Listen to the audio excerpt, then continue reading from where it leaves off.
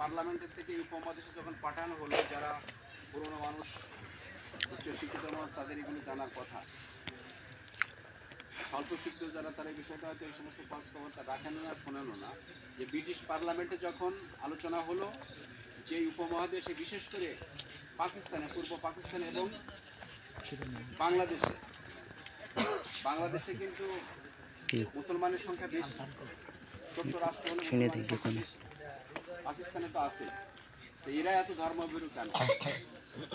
পরে এসে এই 2 মাস সেই ব্রিটিশ পার্লামেন্ট আলোচনা করে, ওখানে সেক্রেটারি, তার সংক্ষিপ্ত নাম হচ্ছে গোল্ডস্টোন, তাকে পাঠানো হলো এই উপমহাদেশে, যে তুমি যে দেখো, জরিপ করে দেখলো যে এরা ধর্মের ভিত্তিতে, আল কোরআনের ভিত্তিতে এরা কিন্তু ধর্মভীরু, আল কোরআনের ভিত্তিতে, কোরআনের নীতি অনুযায়ী চলে বলে এরা ধর্মভীরু।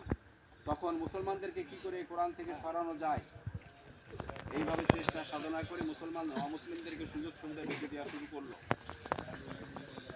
তাদের চাকরি বাকরি, রাশিরা সুযোগ সুবিধা যখন দেওয়া শুরু করলো, মুসলমান সন্তানরা দেখলো ওরা চাকরি পায়, ওরা এ করে সে করে, তখন আমাদের দেশের মুসলমানরাও, এই উপমহাদেশের মুসলমান ছেলেরাও তাদের মতো ইংরেজি শেখা শুরু করলো, টাইটুই বান্ধা শুরু করলো, ইংরেজ সেজে গেল, কোরআন আস্তে আস্তে সরতে শুরু করলো।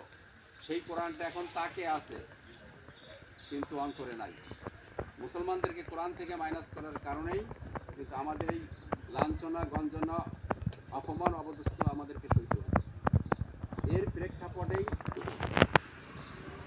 জামাত ইসলামের আগের ইতিহাস, জামাত ইসলামের আগে যে সমস্ত ব্যক্তিগণ এরকম ইসলামী আন্দোলন প্রতিষ্ঠা করেছিলেন, তাদেরকে শহীদ করে দেওয়া হলো। পরবর্তীতে এই জমিনে আল্লাহর হুকুমত বা খেলাফত প্রতিষ্ঠার জন্য প্রচেষ্টা করে পর্যন্ত এসে এই সৎ এবং যোগ্য দক্ষ লোক তৈরির চেষ্টা করছে। তার বাস্তব নমুনা আপনারা দেখেছেন যে 2 জন মন্ত্রী ছিল কিনা?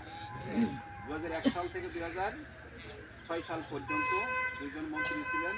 তারা পর্যায়ক্রমে 3টে মন্ত্রণালয় পরিচালনা করেছিলেন। তারাও কিন্তু আমাদের মতোই মানুষ। তাদের কি 1 টাকার দুর্নীতি পাওয়া গিয়েছিল? তারা কি কোটি কোটি টাকার সম্পদের মালিকের ছেলে?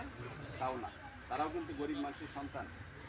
মুজাহিদ ভাইয়ের বাড়িতে যারা গিয়েছেন, সমাজ কল্যাণ মন্ত্রী, তার ছোট্ট একটা ঘর, তার অর্ধেকটুক হলো ছাদ করা, অল করা, আর অর্ধেকটুক হচ্ছে টিনের অল করা, উপরে টিনের ছাপড়া। তা আমি জিজ্ঞাসা করেছিলাম উনি মন্ত্রী হওয়ার পরে ওনার বাড়িতে, ওনার ভাইদের কাছে, বললো যে উনি মন্ত্রী হওয়ার পরে ওনার প্রোটোকলের একটা বিষয় ছিল, তার সংগঠনের লোক এইটুকু ছাদ করে দিয়েছে, এই ছাদের টুকিও লোকে পুলিশ এসে পাহারা, উনি সার্কিট হাউসে মন্ত্রী হয়ে এসে থাকতেন না, উনি নিজের